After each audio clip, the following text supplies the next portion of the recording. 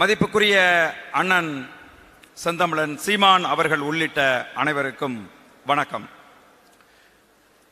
ஒரு கட்சியினுடைய பொதுக்குழு கூட்டம் என்பது அந்த கட்சியினுடைய உயிர் நாடி.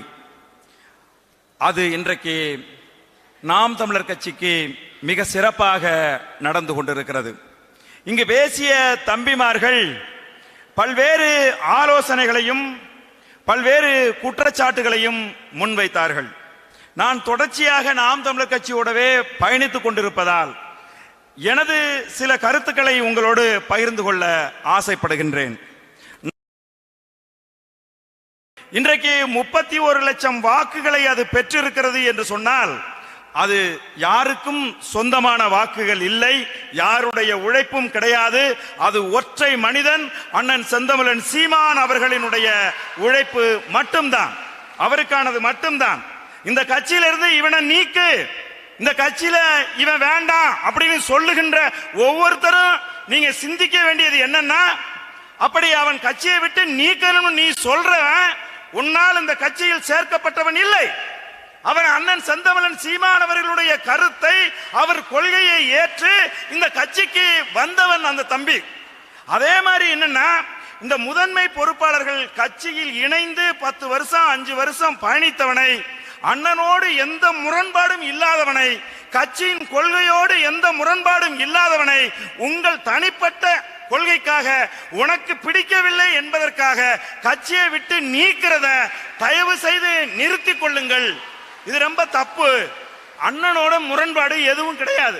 அதே மாதிரி இன்னொன்னு பாத்தீங்க அப்படின்னு சொன்னா, ரொம்ப ஒரு முக்கியமான விஷயம் என்னன்னு சொன்னா, நீ கட்சியை விட்டு நீக்கும் போது ஒரு பேப்பர் எடுத்து ஒரு கோடு போடு, ஒரு பக்கம் நீ எத்தனை பேரை சேர்த்திருக்கன்னு எழுது. நீக்கிறதுக்கு நீ எத்தனை பேரை சேர்த்திருக்க, உனக்காக கட்சிக்கு எத்தனை பேர் வந்திருக்கிறான், கட்சிக்கு வந்தவன் பூரா செந்தமிழன் சீமானின் பேச்சை கேட்டு அவருடைய கொள்கையை கேட்டு கட்சிக்கு வந்திருக்கிறான். அப்ப நீக்கிற உனக்கு எந்த உரிமையும் உனக்கு கிடையாது.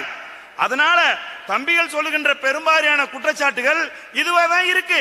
அதுக்கப்புறம் தம்பி இசை மதிவாணன் சொன்னது ரொம்ப சரியான கருத்து. என்னன்னா, நான் 4 மாவட்டத்தை நான் பாத்துக்குவேன், ஏன் கட்டுப்பாட்டில் இருக்கணும் 5 மாவட்டம், அடுத்த சீமான் நான் தான் அப்படிங்கிற எண்ணம் இருக்கு பாரு, அத முதல்ல ஆசிட் ஊத்தி அழிச்சிருங்க.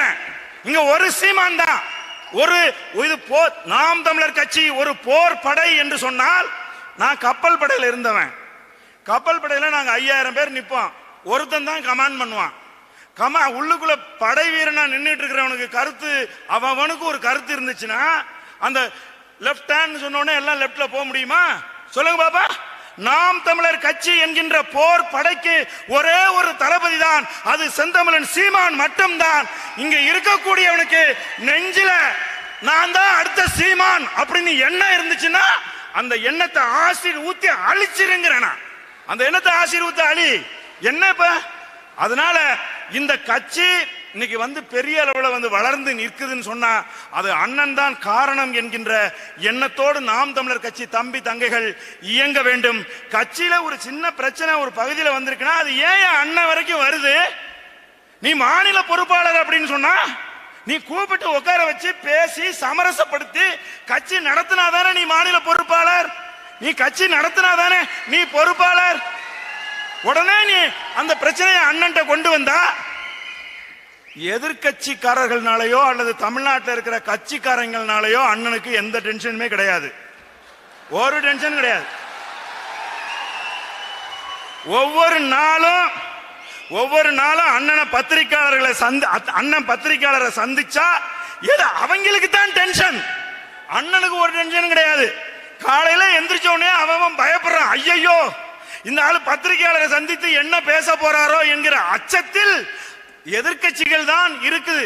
எதிர்கட்சின்னு சொன்னா நாம் தமிழர் கட்சி தவிர பாக்கி இருக்கிறவங்க பூரா நாம் தமிழர் கட்சிக்கு எதிர்கட்சி தான், ஒருத்தனும் இல்ல மீதி.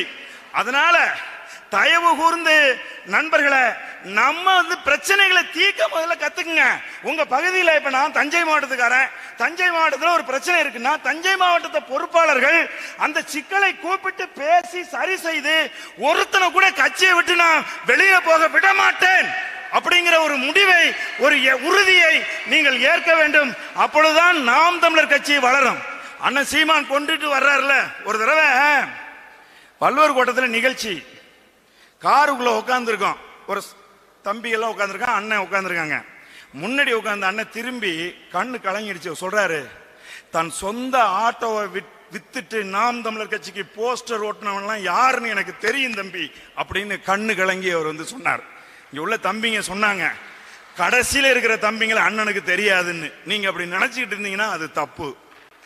பெயர் சொல்லி கூப்பிடுகிற அளவுக்கு அண்ணனுக்கு நாம் தமிழர் கட்சியினுடைய கடைசி தொண்டனை அவருக்கு தெரியும். இப்போ ஒரு சுற்றுப்பயணம் போயிட்டு வந்து ஒரு ஒழுங்கு செஞ்சிருக்காரு. அது என்னன்னா, ஒரு 10 பேர் இருந்துகிட்டு எப்ப பார்த்தாலும் பேட்டி கொடுத்தா அந்த 10 பேர் தான் இருப்பாங்க. பத்திரிகையாளர் சந்திச்சா அந்த 10 பேர் தான் இருப்பாங்க. எப்பவுமே எங்கேயாவது போனா கூட அந்த 10 பேர் தான் போவாங்க. அந்த நிலைமையை தலைகீழ அப்படியே மாத்திட்டார். இன்றைக்கு அந்த நிலைமையை தலைகீழ மாத்தி மகளிர் சம்பந்தப்பட்ட ஒரு நிகழ்ச்சி என்று சொன்னால் அதுல மகளிர் தான் இருக்கணும். விவசாயிகள் சம்பந்தப்பட்ட நிகழ்ச்சி என்று சொன்னால் அதில் விவசாயிகள் தான் இருக்க வேண்டும், அந்த பொறுப்பாளர்கள் தான் இருக்கணும் அப்படின்னு ஒரு மிகப்பெரிய சீர்திருத்தத்தை இன்றைக்கு வந்து அண்ணன் செய்திருக்கிறார். தமிழகத்தில் இருக்கிற எந்த கட்சி ஆரம்பிச்சவனும் இருந்தாலும் சரி, எந்த கட்சி நடத்தி கொண்டிருப்பவனும் சரி, செய்யாத ஒரு வேலை ஊரூரா போய் உட்கார்ந்து கட்சியை சீர் செய்தது. இது எந்த கட்சியாவது தமிழக அரசியல் வரலாற்றில் யாராவது செஞ்சிருக்கானா? சிந்திச்சு பாருங்க. அதே மாதிரி இப்ப வெள்ளம் வந்துச்சா எங்கிட்ட எத்தனையோ பேர் கேட்டிருக்கான், எப்படியா இந்த மனுஷன் காலையில இருந்து சாயந்தரம் வரை இடுப்பு ஒட்டிய நின்று அவன் கையாலேயே வாங்கி கொடுத்துக்கிட்டே இருக்கானே, எப்படி அவனால் முடிகிறது என்று இன்னைக்கு தமிழகம் முழுசும் வந்து கேட்கிறான். தன்னுடைய உழைப்பை இந்த மக்களின் மீதும் இந்த மண்ணின் மீதும் கொண்டிருக்கக்கூடிய பற்றால் காதலால் ஒவ்வொரு நிமிடமும் உழைத்துக் கொண்டிருக்கக்கூடிய அண்ணன் செந்தமிழன் சீமானின் தம்பிகளா நீங்க உணர்ந்து இந்த கட்சியில் இருந்து ஒருத்தம் கூட வெளியில போக கூடாது, நான் விடமாட்டேன் என்று சொல்லி என்னைக்கு உழைக்கிறீங்களோ அன்றைக்கு நாம் உறுதியாக நிச்சயமாக வெல்லுவோம் என்று கூறி இந்த பொதுக்குழு கூட்டத்துக்கு எனது மனமார்ந்த வாழ்த்துக்களை கூறி விடைபெறுகிறேன். நன்றி, வணக்கம்.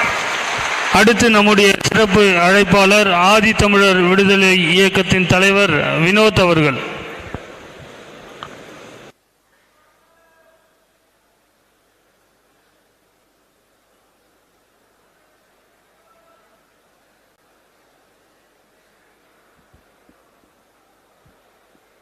தமிழகத்தினுடைய எதிர்கால திசை வழியை தீர்மானிக்கின்ற ஆற்றலாக இருக்கின்ற